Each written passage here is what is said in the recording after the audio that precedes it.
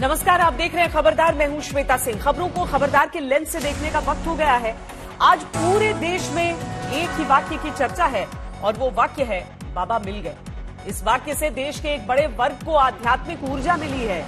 ये बाबा और कोई नहीं, भगवान शिव हैं, जिनका शिवलिंग ज्ञानवापी के वजूखाने से मिला है। ज्ञानवापी विवाद का निपटारा करने के लिए 3 दिन का सर्वे तय हुआ था।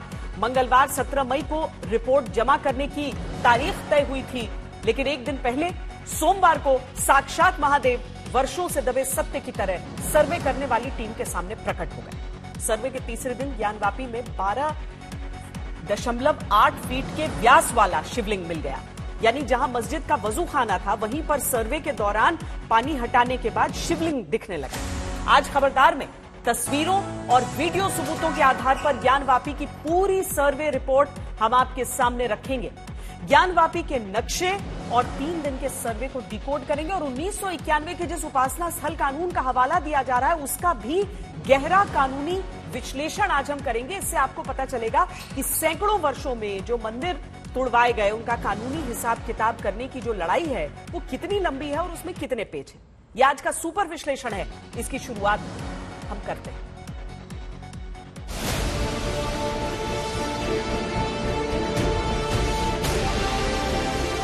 जिसकी नंदी प्रतीक्षा कर रही थी वो बाबा मिल गए। हाँ, जो सोचा गया था उससे ज्यादा परिणाम।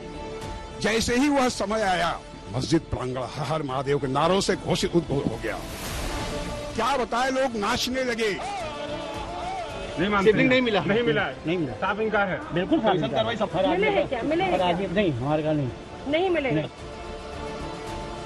ये काशी की नगरी है। अब काशी की नगरी में थोड़ा सा गोला चढ़ा लेने पर बाबा ही दिखाई देते हैं। हरा हरा महादेव। सबकी तपस्या पूरा हो गया। सबकी तपस्या कह रहे हैं कि ऐसा मिला, मैं बता नहीं सकता, शिवलिंग मिले और ये सब चीजें बस बम बम बोल रहे हैं। मस्जिद परिसर के अंदर जो वजूखाना उसमें शिवलिंग मिला है। आज एक पत्थर मिला जो कि शिवलिंग है। हमारा जो है ये हम लोगों का दावा है कि वो हमारा शिवलिंग है। जो कह रहा है उसी से पूछिए। ये रिपोर्ट आ जाएगी तो पता चल जाएगा। जो कुछ भी मिला है उससे माननीय न्यायालय को उचित आदेश करने में सहूलियत होगी। जो कुछ है सब अच्छा है, सब अच्छा हो। जो आपको जानकारी है उसके बारे में मुझसे 4 फीट ऊंचाई है और उसका व्यास 12 फीट है और ये वजू खाने के मध्य में प्राप्त हुआ है। अब हम दोबारा नहीं इनको डसने देंगे। मस्जिद है और रहेगी इंशाअल्लाह ताला सुबह क़यामत तक। इन लोगों का कहना था कि फव्वारा है। हम लोगों को संदेह हुआ कि फव्वारा तो भाई पानी के ऊपर होता है, भीतर कैसा फव्वारा है। कि जो सच था वो सामने आ गया। इसलिए कहा जाता है कि सत्य परेशान हो सकता है, परास्त नहीं हो सकता।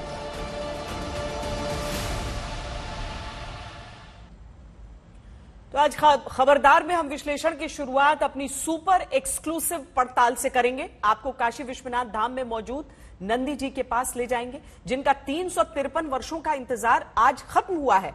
हम आपको उस जगह का वीडियो दिखाएंगे जहां नंदी मौजूद है और उनका मुंह ज्ञानवापी मस्जिद में मौजूद उसी वजूखाने की तरफ है जहां शिवलिंग मौजूद है। हम आपको जो रिपोर्ट दिखाने जा रहे हैं उसके जरिए आप जान जाएंगे कि नंदी की नजर जिस तरफ थी, शिवलिंग उसी ओर था। देखिए, एक तरफ तो उस पूरे परिसर के भीतर की वो तस्वीरें हैं, क्योंकि जब काशी विश्वनाथ कॉरिडोर की शुरुआत हुई थी उस समय हमने वो तमाम तस्वीरें कैद भी की थी कि किस ओर नंदी जी का मुख है, कहां पर ज्ञानवापी जो कूप है वो है। लेकिन चूंकि कैमरे की नजर से आप दूसरे ओर को उधर से नहीं लेते हैं, इसीलिए हमने आपके लिए पूरे परिसर का एक बहुत ही शानदार मैप बनवाया है, जिसे मैं आपको अब दिखाती हूं कि किस तरीके से नंदी जी का मुख किस ओर है और वजूखाना किस ओर है। हम आपको काशी विश्वनाथ परिसर से समझाते हैं कि अभी क्या मिल रहा है, कहां मिल रहा है और साक्ष्य क्या है। कॉरिडोर बनने के बाद काशी विश्वनाथ परिसर कुछ ऐसा दिखता है, जहां पर एक ओर बाबा विश्वनाथ विराजे हैं और दूसरी ओर देखिए बाबा विश्वनाथ किस ओर विराजे हैं और नंदी जी किस ओर देख रहे हैं।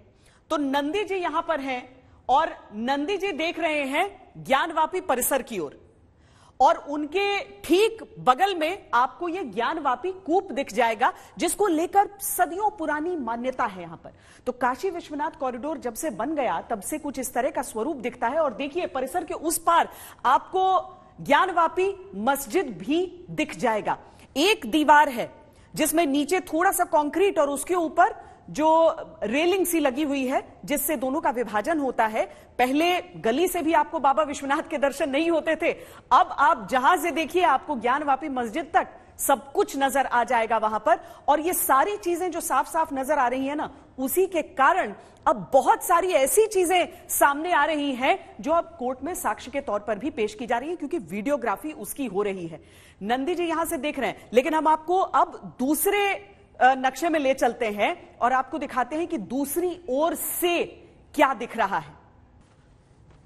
तो अब देखिए, मैं अब उस जगह पर आ गई हूं जो मंदिर और मस्जिद के बीच का हिस्सा है। अब आपको मैंने दिखाया था परिसर के भीतर से कि क्या नजर आ रहा था आपको, किस तरीके से नंदी जी दूसरी ओर मुख करके अपना बैठे थे। अब यहां से इस ग्रिल के जरिए देखिए तो जो कि नजर आता है अभी भी मस्जिद परिसर की ओर से, तो वहां से आपको दिखेगा कि नंदी जी तो ज्ञानवापी मस्जिद की तरफ मुख करके बैठे हैं और उसके साथ ही आपको वो कूप भी दिख जाएगा। अब कूप से हम आपको बताएंगे कि कैसे जो वजू के लिए जो इस्तेमाल होने वाला कुंड है वो किस तरह का है। लेकिन ज्ञानवापी मस्जिद के हिसाब से यह समझिए कि ऊपर का हिस्सा तो आपको गुंबद का दिखता है, लेकिन नीचे की जो ये दीवारें हैं ये प्राचीन निर्माण भी है। और इसमें भी इसके जो दूसरे हिस्से में दूसरी दिशा से जब आप ज्ञानवापी मस्जिद को देखते हैं तो इन दीवारों के लिए भी बताया जा रहा है कि उसमें प्राचीन जो कलाकृतियां हैं, जो घंटी है, वैसी चीजें, इसमें ब्रह्म कमल, वो सारी चीजें बनी हुई हैं। तो ऊपर का हिस्सा आप देखते हैं सफेद रंग का, लेकिन नीचे का हिस्सा वो जो प्राचीन दीवार का हिस्सा आपको नजर आता है और उसी में आपको सामने ज्ञानवापी कूप भी दिख जाता है और नंदी जी भी जो कि ज्ञानवापी मस्जिद की ओर मुख करके बैठे हैं। अब जो तीसरा प्रमुख नक्शा है वो हम आपको समझाते हैं इस ग्राफिक्स के जरिए, जो हमने पूरे उस निर्माण को उकेरा है अपने स्टूडियो में। बहुत अहम है यह समझना कि वजू खाना कहां पर है और उसके साथ ही कहां पर यह बताया जा रहा है कि शिवलिंग मिला है। तो कोर्ट ने कह दिया था जहां जहां तक जाना है वहां तक जाए, ताला नहीं खुल रहा है ताला तोड़कर जाए। ताला तोड़ने की आवश्यकता हुई नहीं। 3 दिन का सर्वे और उसमें जो चीजें आज निकली हैं वो सबसे ज्यादा अहम रही हैं। देखिए, मंदिर और मस्जिद के जो बीच का रास्ता है ना, जब सदी भर पहले यहां पर दंगा हुआ था, 1809 में दंगा हुआ था, तब भी बीच वाले हिस्से को लेकर ही हुआ था कि खुले में नमाज को लेकर और हिंदू पक्ष की ओर से भी कुछ दावे किए जा रहे थे, उन सारी चीजों को लेकर उसके बाद बहुत भयानक दंगे भड़के थे। लेकिन अब देखिए शिवलिंग का दावा कहां पर हो रहा है, जहां पर नंदी जी अपना मुख करके बैठे हैं, शिवलिंग का दावा वहां हो रहा है। कह रहे हैं कि वजू खाना जो है, वजू यानी कि नमाज से पहले जब आप अपने हाथ पैर को साफ करते हैं, उस प्रक्रिया को ये कहते हैं। और उसके लिए कहीं पर भी पानी का कोई बॉडी बना होता है, कोई छोटा सा तालाब रहता है, कुआं रहता है, तो वैसा ही वजू खाना यहां पर है, इसी के बीच के हिस्से में जहां पर आप देख रहे हैं। और वहीं पर बताया जा रहा है कि एक शिवलिंग मिला है वहां पर। उसके बाद अदालत की तरफ से भी तमाम आदेश दे दिए गए हैं, बहुत सारी पाबंदियां भी लगा दी गई हैं और अभी बहुत बवाल इसको लेकर मचा हुआ है। देखना है सुप्रीम कोर्ट में इसको लेकर क्या होता है। लेकिन ज्ञानवापी मस्जिद का यह हिस्सा और मंदिर का वो हिस्सा, बीच का हिस्सा, जहां पर अभी से नहीं सदियों से विवाद रहा है, और वहीं पर वजू खाने में शिवलिंग के मिलने का दावा किया जा रहा है।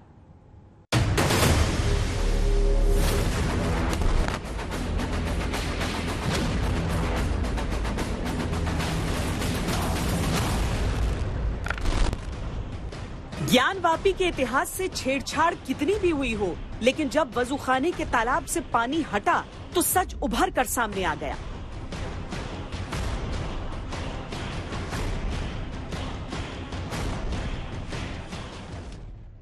जी आप कह रहे हैं बाबा मिल गए, कौन से बाबा मिल गए बताइए? सोहन जिसकी नंदी प्रतीक्षा कर रही थी वो बाबा मिल गए। हाँ। ज्ञानवापी की पश्चिमी दीवारों पर मौजूद निशान पिछले कई 100 सालों से अपने सत्य का प्रमाण पेश कर रहे थे, लेकिन इस प्रत्यक्ष को स्वीकार करने से इनकार किया जाता रहा। शिवलिंग नहीं मिला, नहीं मिला है, नहीं मिला, साफ इंकार है, बिल्कुल साफ इंकार। कार्रवाई समाप्त हो चुकी है माना जाए। हाँ, अभी बाबा मिल गए, नंदी के सामने बाबा मिले हैं। अरे भाई तो वो कह रहे हैं, उनकी बात सुन लीजिए, ये अदालत से तय करेगी। आपका भी तो पक्ष बताइए, क्योंकि वो ये दावा कर रहे हैं। मिले हैं क्या? मिले हैं क्या? नहीं, हमारे का नहीं। ये घंटी की कलाकृति बताती रही कि ये हिंदू देवालय की दीवार, ये लताएं, ये ब्रह्म कमल, ये बंद किया गया दरवाजा मंदिर के विध्वंस का इशारा दे रहे थे। लेकिन चुप्पी शताब्दियों तक हावी रही।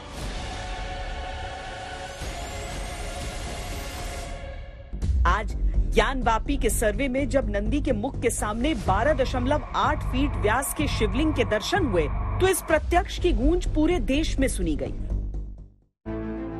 प्राचीन समय से जब भी शिव मंदिरों का निर्माण होता है तो नंदी शिवलिंग की ओर मुख करके बैठते हैं। इसी तर्क के आधार पर हमेशा से यह माना जाता रहा कि जिस दिशा में नंदी देख रहे हैं उसी दिशा में शिवलिंग है, और ये मान्यता आज सही साबित हुई। कुछ तस्वीरों से आपको इस सच के दर्शन करवाते हैं। ये पहली तस्वीर है। जिस ओर नंदी मुख करके बैठे हैं, इसी ग्रिल की दूसरी तरफ वजू खाना है। इसी वजू खाने में मौजूद कुंड से शिवलिंग मिलने का दावा है। ये तस्वीर उसी वजू खाने की है जिसके कुंड से शिवलिंग पाया गया। अब आपको ये 3 तस्वीरें एक साथ देखनी चाहिए ताकि आपकी समझ में यह बात आ जाए कि ये राज पिछले कई 100 सालों से किस तरह छिपा रहा। पहली तस्वीर ये, जिसमें नंदी जी का मुंह दाईं ओर दिखता है जबकि काशी विश्वनाथ मंदिर पीछे की ओर है। दूसरी तस्वीर, इसी का दूसरा एंगल, नंदी और उनके सामने एक ग्रिल। नंदी और ग्रिल वाली तस्वीर को 180 डिग्री घुमा दे तो तीसरी तस्वीर का वजू खाना दिखने लगेगा। ये वजू खाना ग्रिल के दूसरी तरफ बना हुआ है। ये वजू खाने का कुंड है जिसमें बैठने की जगह बनी हुई है। इसी कुंड से शिवलिंग मिला है। अब हम आपको नंदी जी से मिलवाते हैं जो 350 सालों से ये बताते रहे कि शिवलिंग कहाँ है। नंदी शिव की ओर मुंह करके ध्यान मग्न है। 353 साल की प्रतीक्षा अपने आप में किसी तपस्या से कम नहीं होती। काशी विश्वनाथ धाम में जब आप भ्रमण करेंगे, जब इस कॉरिडोर में अलग अलग जगहों को देखेंगे तो आप देखेंगे कि इनमें कई ऐसे हिस्से हैं जो बेहद प्राचीन हैं, जैसे कि नंदी जी जो स्थापित है हमेशा से भोले बाबा के साथ।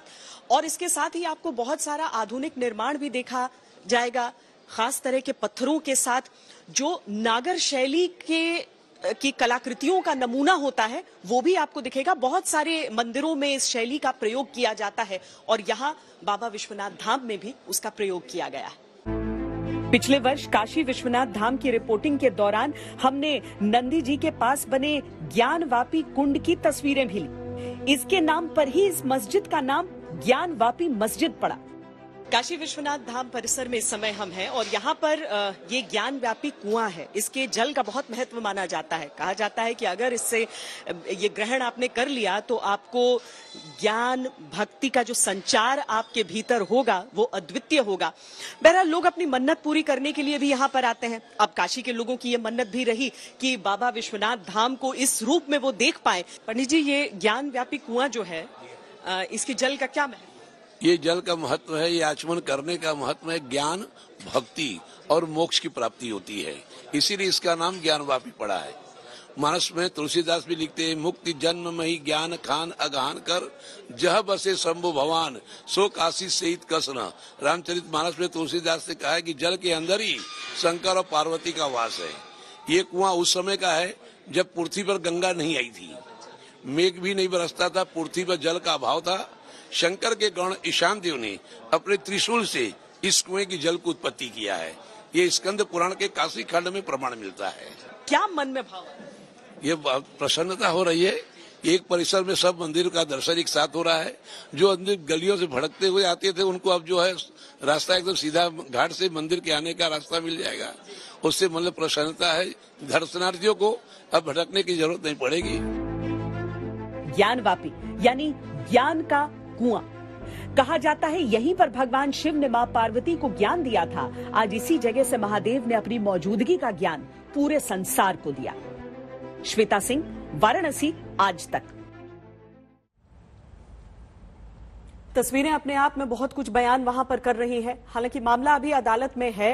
मामला कुछ और था, प्रतिदिन श्रृंगार गौरी की पूजा का मामला था, और अब जो ये सारी चीजें 3 दिन के सर्वे में मिलने का दावा है, इनसे किस तरीके से बदलाव आ सकता है, ये पूरी जो तस्वीर हम आपको दिखा रहे हैं। दरअसल पहले जैसे हम आपको बता रहे हैं, जब तक इस परिसर का निर्माण नहीं हुआ था, यानी ये कॉरिडोर नहीं बना था, तब तक इतना स्पष्ट यहाँ पर चीजें नजर नहीं आती थी। यहाँ तक ये बहुत पुरानी बात नहीं है कि नंदी जी हो या फिर ज्ञानवापी कूप हो, ये सब इस परिसर में, काशी विश्वनाथ परिसर में आपको नजर नहीं आते। लेकिन अब एक स्पष्ट निर्माण हो चुका है, एक स्पष्ट रेखांकित इलाका हो चुका है, ये क्षेत्र हो चुका है, जिससे आपको साफ साफ हर एक चीज नजर आ जाती है। लेकिन इस सर्वे में क्या निकल कर आया है और आगे क्या होगा, हमारे साथ इस समय विष्णु जैन जी मौजूद हैं, जो कि इस सर्वे का हिस्सा भी रहे और इस पूरे मामले को गहराई से समझते भी हैं। बहुत स्वागत है विष्णु जी आपका। ये समझाइए कि ये जो आज बाबा के मिलने का दावा किया जा रहा है, जो बात बताई जा रही है, हालांकि दूसरा पक्ष अभी भी कह रहा है कि ऐसा कुछ नहीं है, ऐसा कुछ नहीं मिला है, लेकिन इससे मैं ये समझना चाहती हूं कि मामला तो प्रतिदिन पूजा का था श्रृंगार गौरी के। अब ये जो चीजें आप लोगों को मिली हैं, उससे क्या परिवर्तन आएगा मामले में? देखिए श्वेता जी, हमारा जो मामला है, पूरे जो अगर हमारा दावा आप देखेंगे, पूजा का अधिकार मांगा है सिर्फ माँ श्रृंगार गौरी के लिए। माँ श्रृंगार गौरी, हनुमान जी, गणेश जी भी देवता है विजिबल इनविजिबल फॉर्म में। हाँ, तो उन सबके लिए हमने ये पूजा का अधिकार मांगा है। इसके अलावा आज जो स्थिति बनी है, नंदी भगवान के ठीक सामने, जो नंदी भगवान देख रहे हैं मस्जिद की तरफ, उसके ठीक सामने बीचों बीच जो वजू खाना है, उसके ठीक बीचों बीच एक कुएं जैसे आकार की वॉल बनी हुई थी, जिसके बीच में हमने ये आज शिवलिंग देखा है। और इसीलिए हमें माननीय अदालत के सामने अर्जेंटली जाना पड़ा कि ये शिवलिंग हमें मिल जाए और इसको इमीडिएटली प्रोटेक्ट किया जाए, क्योंकि एक इम्पोर्टेंट और वाइटल पीस ऑफ एविडेंस हो सकती है कोर्ट फ्यूचर। और जैसे में मात्र 5 किलो नमाज पढ़ने आते हैं, तो ऐसी स्थिति बन सकती है कि ऐसी इंपॉर्टेंट पीस ऑफ एविडेंस को डिस्ट्रॉय किया जा सकता है। तो इस परिवेश में, इस बैकग्राउंड में आज ये एप्लीकेशन डाली गई थी, जिसपे माननीय अदालत ने आज ऑर्डर पास किया है कि जो सीआरपीएफ के कमांडेंट है वो इसको सील करेंगे, उसको प्रोटेक्ट रखेंगे। और सबसे इम्पोर्टेंट बात यह है कि जो शिवलिंग आज मैंने देखा और जो हमारी टीम ने देखा, बात में सबने देखी और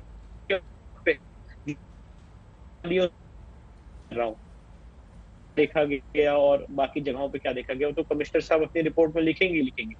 पर इस शिवलिंग, ये 4 फीट डायमीटर का शिवलिंग है और 3 फुट ऊंचा करीब इसकी ऊंचाई है, और ऐसा लगता है कि और नीचे तक जाएगा, क्योंकि पीछे से एक रास्ता जा रहा है जो इसके नीचे भी जाता है। वो दीवार अभी बंद है, वो तो अभी आगे इस कमीशन का स्कोप नहीं था। तो ये एक इम्पोर्टेंट पीस ऑफ एविडेंस है। इसको प्रिजर्व और प्रोटेक्ट करने के लिए आज हम माननीय न्यायालय के सामने गए थे, जिसपे माननीय कोर्ट ने आज ये आदेश पारित किया है और उस एरिया को प्रोटेक्ट किया, प्रिजर्व किया, सील। तो क्या जो काशी विश्वनाथ कॉरिडोर परिसर में नंदी जी हैं, उनसे समानांतर आपको ये शिवलिंग की प्राप्ति हुई है, शिवलिंग नजर आया? एकदम स्ट्रेट, एकदम जो नंदी जी जहां बैठे हैं उनसे एकदम स्ट्रेट, ठीक 83 फीट की दूरी पे ये जो शिवलिंग है, ये इस वजू खाने के बीचों बीच था। इस वजू खाने के बीचों बीच, जिसको पहले पानी नहीं निकाला जा रहा था वहां से, और मुस्लिम पक्ष कह रहा था कि ये पॉन्ड, ये क्या कहते हैं, पानी निकालने की जरूरत नहीं है क्योंकि मछलियां मर जाएंगी। तो एडवोकेट कमिश्नर साहब थे कि वहां पे पानी कम है, और उसके सीढ़ी लगा के उस तथाकथित एरिया में हम लोग गए और वहां पे इस शिवलिंग के आकार शिवलिंग को हमने देखा। और ऐसा मन में क्यों आया? क्योंकि पानी के नीचे से क्या नजर आ रहा था? क्या वो नजर आने के बावजूद एक वजू खाने के रूप में इस्तेमाल हो रहा था? आप लोगों के मन में यह संशय क्यों आया कि देखें कि इसमें क्या है?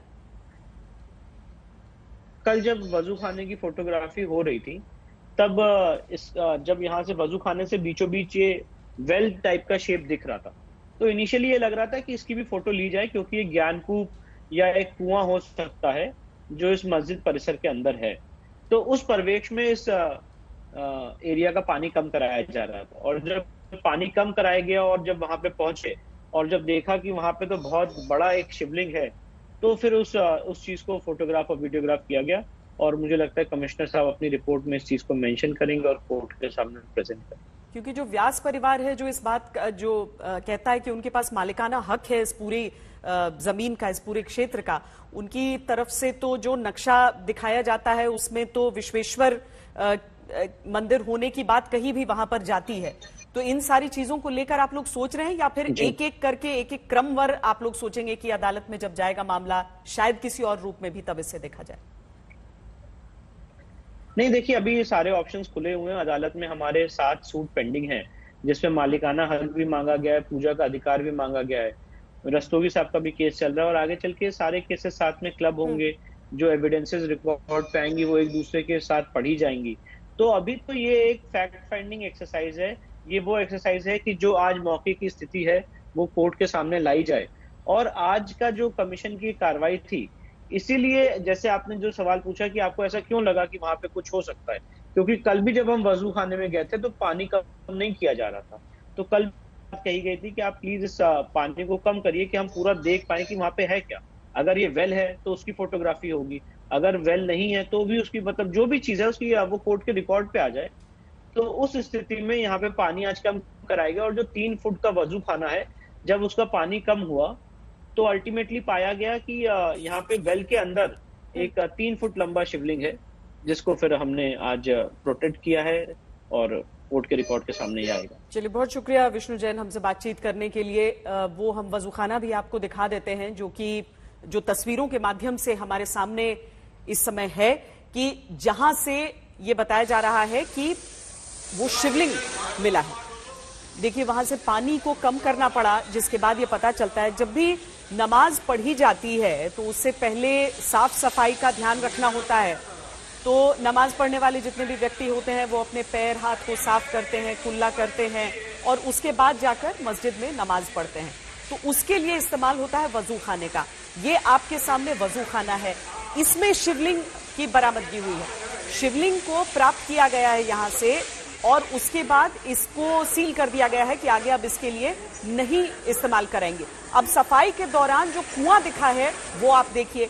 वजू खाने का ये पुराना वीडियो हम आपको दिखा रहे हैं। ध्यान रखिए, ये वजू खाने का पुराना वीडियो है जिसे हम आपके समकक्ष इसीलिए रख रहे हैं ताकि आप समझ पाएं कि वो किस तरह का हिस्सा है। इसमें पानी भरा रहता है, लेकिन साफ सफाई के लिए यहां पर ये तस्वीर जो कि हम आपके सामने रख रहे हैं, ये आज तक की एक्सक्लूसिव तस्वीरें हैं उस वजू खाने का पुराना वीडियो जिसमें सफाई के दौरान एक कुआं भी दिखा। पर आज उसमें पानी कम करवाना पड़ा था और उसके बाद जाकर सामने वो तस्वीरें नजर आई कि वहां से बाहर निकलने के बाद बाबा मिल गए का दावा किया गया। ज्ञानवापी के वजूखाने से मिले शिवलिंग पर आज असदुद्दीन ओवैसी से भी हमने बात की। उन्होंने आस्था से जुड़े इस मसले पर कानूनी तर्क के साथ अपना पक्ष रखा। अगर शिवलिंग है तो क्या शिवलिंग के पास में ही वजू होता रहेगा मस्जिद में? ओवैसी साहब, कानून के लिहाज से वजू होना चाहिए और होता रहेगा, क्योंकि 91 का कानून ये कह चुका है, सेक्शन 4 सबसेक्शन 2 91 का कानून के, कि किसी भी रिलीजियस प्लेस का कैरेक्टर और नेचर चेंज नहीं होगा। वजू खाना था, वजू खाना रहेगा। इसलिए कि सुप्रीम कोर्ट ने बाबरी मस्जिद के टाइटल सूट में कहा है इस बात को कि 91 का एक्ट भारत के संविधान के बेसिक स्ट्रक्चर का हिस्सा कोई हाथ नहीं लगा सकता, ना सरकार भी हाथ लगा सकती है। तीसरी बात यह है कि 1991 में हाई कोर्ट ने इसी डिमांड पर स्टे दिया है, क्या वो स्टे खत्म हो गया है? चौथी बात यह है कि कल सुप्रीम कोर्ट इस मसले की सुनवाई कर रहा है। आप क्रोनोलॉजी समझिए कि कोर्ट इतनी जल्दी, माने अभी सर्वे हो रहा है, जो मैं सर्वे को भी गलत कहता हूं, कोर्ट ऑर्डर दे देता है कि उसको सील कर दिया जाए। ये पूरी जिस तरीके से 1949 में बाबरी मस्जिद को छीना गया, कि जिस तरीके से मूर्तियां रखकर उस वक्त के डीएम ने मस्जिद को सील कर दिया और सिर्फ पुजारियों से पूजा करवाई, और 86 में राजीव गांधी की सरकार ने बगैर मुस्लिम पश्तो सुने ताले खुलवा दिए। तो आप वही कर रहे हैं। अब सिर्फ इस मस्जिद में एक बवाल खड़ा होना बाकी है और फिर मस्जिद को अब शहीद कर देंगे। क्या इस्लाम में इसे सही माना जाएगा अगर वजू खाना में शिवलिंग है वहां पर? आपको लगता है वहां पर क्योंकि जो मैं जितना जानती हूं इस्लाम में से सही नहीं माना जाता है। जिस मस्जिद की एक दीवार ही हिंदू आर्किटेक्चर हो सर, मंदिर की दीवार हो जिसपे घंटियां बनी हो, वहां पर मस्जिद आपको सही लगता है? मुझे सही लगता है इसलिए कि कानून मुझे इजाजत दिया है। मुझे सही इसलिए लगता है क्योंकि सुप्रीम कोर्ट ने कहा है कि 91 के एक्ट का वायलेशन नहीं होना चाहिए। मैं कानून को फॉलो करूं, किसको फॉलो करूं बताइए आप? कानून तो है ना यार। मैं इसीलिए कह रहा हूं कि देश के प्रधानमंत्री को अब अपनी चुप्पी तोड़नी चाहिए। डिप्टी चीफ मिनिस्टर ने तो उसको वेलकम कर दिया। उनके दिल में जो बात छुपी हुई थी उनके जबान पे आ ही चुकी। जो वो चाह रहे थे बरसों से नहीं कर पाए, आज वो कर पाए। आज एक ज्ञानवापी नहीं है, याद रखिए मेरी इस बात को। 50,000 ऐसे मसाजिद हैं जो संघ परिवार के लिस्ट पर हैं, उससे ज्यादा भी हैं। बाबरी मस्जिद का जजमेंट आया था, मैडम आप जब आपने मेरा इंटरव्यू लिया था, आप उस इंटरव्यू को प्ले कराइए।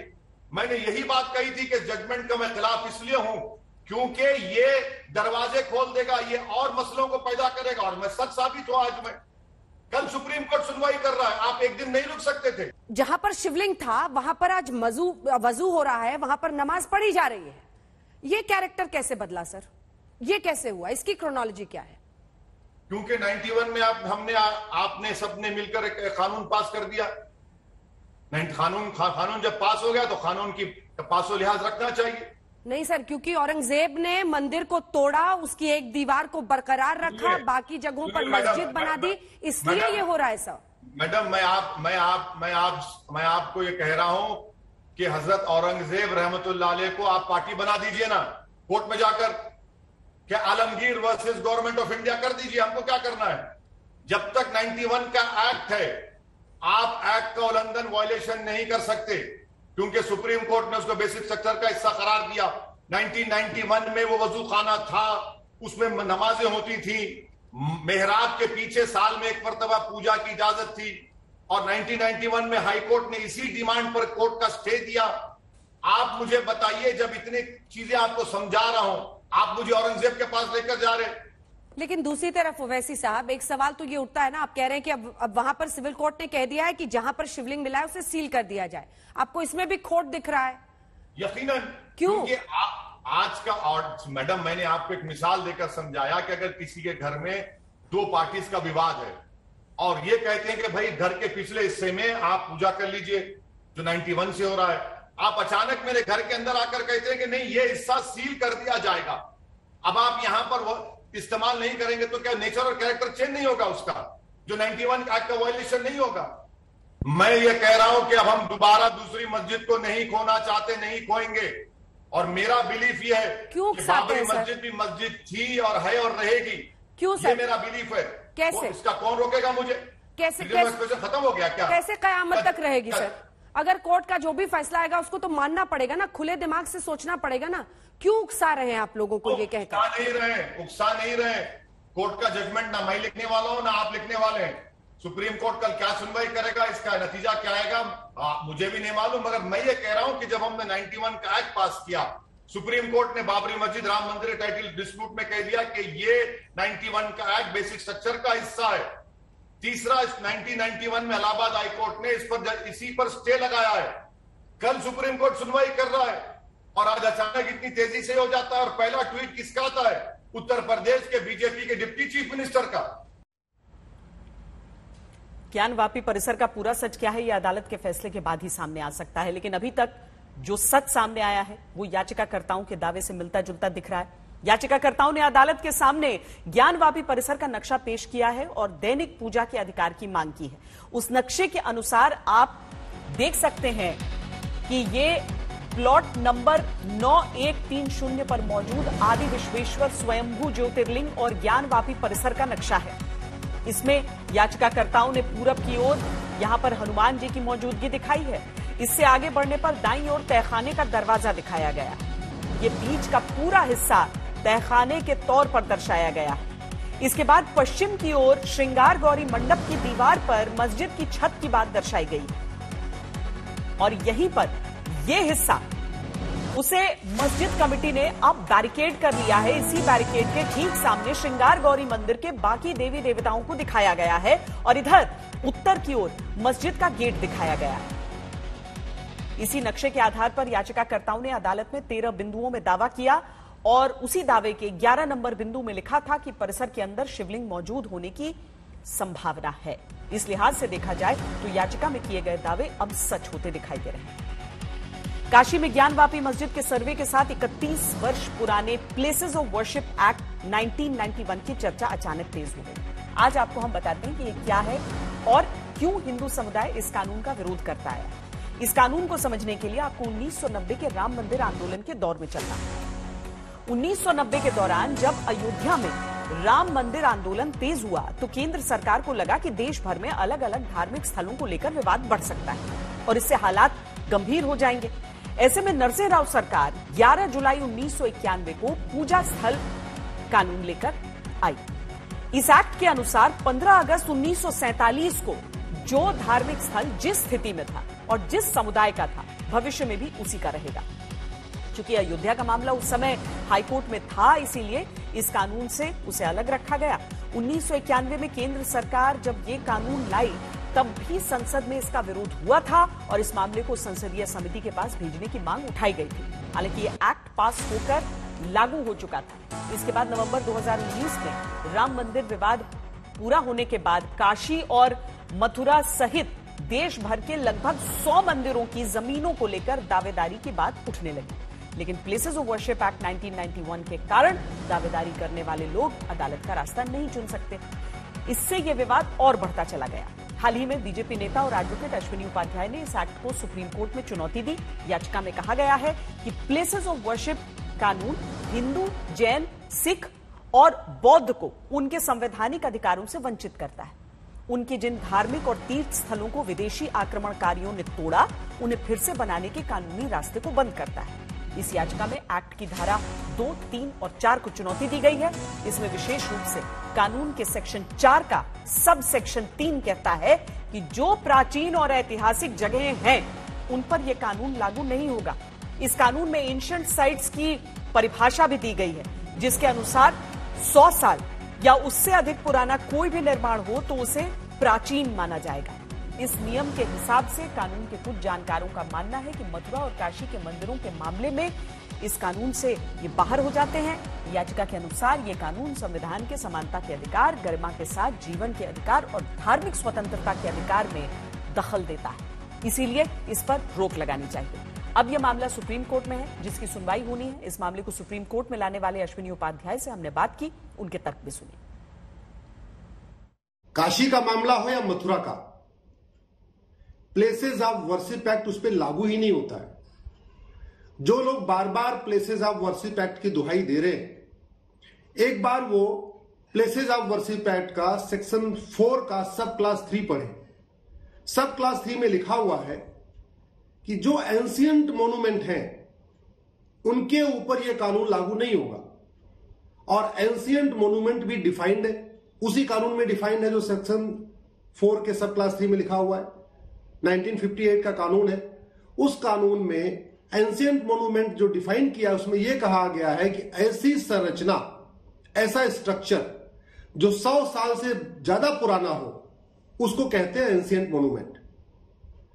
तो काशी ज्ञानवापी भी 100 साल से ज्यादा पुराना है, मथुरा भी 100 साल से ज्यादा पुराना है, भोजशाला भी 100 साल से ज्यादा पुराना है, भद्रकाली भी 100 साल से ज्यादा पुराना है, जौनपुर की अटाला भी 100 साल से ज्यादा पुरानी है।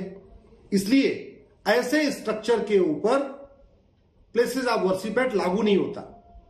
और यदि लागू भी होता है तो प्लेसेस ऑफ वर्शिप एक्ट को हमने सुप्रीम कोर्ट में चैलेंज किया हुआ है। सुप्रीम कोर्ट ने उस पर लंबी बहस सुना है। बहस सुनने के बाद सरकार को नोटिस जारी किया है। सरकार को नोटिस जारी किया है, सरकार का अभी तक जवाब नहीं आया है। जवाब नहीं आने का मतलब यह हुआ कि सरकार भी हमारी मांग को जायज मानती है। जैसे कहते हैं मौनम स्वीकार लक्षणम, वैसे एक जुडिशियल डॉक्ट्रिन होती है साइलेंस इज एक्सेप्टेंस। हमने अगर कोई पिटीशन फाइल किया, हमने किसी कानून को चैलेंज किया और उस पर अगर सरकार मौन है तो इसका मतलब सरकार मानती है कि ये हमारी जो मांग है जायज है। दूसरी बात वक्फ एक्ट, तो वक्फ एक्ट को भी हमने चैलेंज किया हुआ है, वो भी मामला सब जुडिस है। तो प्लेसेस ऑफ वर्शिप एक्ट भी सब जुडिस है, वक्फ एक्ट भी सब जुडिस है, इसलिए ये लागू ही नहीं होता है। अश्विनी उपाध्याय का तर्क है कि अगर सुप्रीम कोर्ट में प्लेसेस ऑफ वर्शिप एक्ट 1991 में प्राचीन जगहों की परिभाषा साबित हो जाती है तो काशी और मथुरा इस कानून के दायरे से बाहर हो सकते हैं। अगर ऐसा हुआ तो देश भर में 100 से ज्यादा ऐसे धार्मिक स्थान हैं जिन्हें लेकर ये तथ्य रखे जाते हैं कि इन्हें औरंगजेब के शासन के दौरान तोड़ा गया था और अब इन्हें मूल स्वरूप में फिर से लौटाया जाए। इनमें 1645 में अहमदाबाद में चिंतामणि पार्श्वनाथ जैन मंदिर का यह तथ्य सामने आता है कि औरंगजेब ने इस मंदिर को तुड़वाकर मस्जिद का निर्माण करवाया था। इसके बाद 1655 में तेलंगाना के बोधान में एक मंदिर को नष्ट करने की जानकारी मिलती है। इसी तरह 17वीं सदी के शुरुआत में सतारा महाराष्ट्र में खंडोवा मंदिर को तोड़कर मस्जिद बनाने के प्रमाण मिलते हैं। 1665 में एक बार फिर औरंगजेब शासन के दौरान सोमनाथ मंदिर पर आक्रमण की बात सामने आई थी। यह दावा किया जाता है कि 1669 में काशी में विश्वेश्वर मंदिर को तोड़कर ज्ञानवापी मस्जिद के अलावा बिंदु माधव मंदिर को तोड़कर औरंगजेब ने आलमगीर मस्जिद बनवाई थी। इसी तरह 1670 में मथुरा में केशवदेव मंदिर को ध्वस्त करके ईदगाह मस्जिद बनाने की बात कही जाती है। इतिहासकारों के अनुसार ये लिस्ट बहुत लंबी है। इसमें हरियाणा से लेकर कर्नाटक और बंगाल से लेकर राजस्थान तक मंदिर तोड़ने के प्रमाण मिलते हैं और ये सिर्फ औरंगजेब की बात है। अगर काशी और मथुरा को प्लेसेस ऑफ वर्शिप एक्ट 1991 से बाहर रखा जाता है तो ऐसे तमाम धार्मिक स्थलों को फिर बनाने की याचिका देश भर की अदालतों में दायर हो सकती है। ज्ञानवापी में आज क्या हुआ? ज्ञानवापी परिसर में कोर्ट कमिश्नर का जो सर्वे है वो जितने तथ्य सामने लेकर आया है अब अदालत के सामने है और अदालत को ये निर्णय लेना होगा 17 तारीख के बाद कि पूजा का अधिकार उन 5 महिलाओं को दिया जा सकता है या नहीं। खबरदार में आज के लिए इतना ही। देश और दुनिया की बाकी खबरों के लिए आप देखते रहिए आज तक।